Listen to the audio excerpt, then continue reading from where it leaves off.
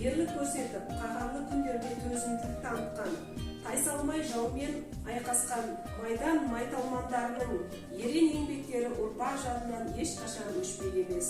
Олар қасық қаны қалғанша дұшпанмен алысты. Егемен ел атану үшін талай боздақтың қаны төгіліп шахид кешті. Миллиондаған жандар қыршын етіп, бірі мүгедек болып арбаға таңылса, бірі хабар ошарсыз кетті.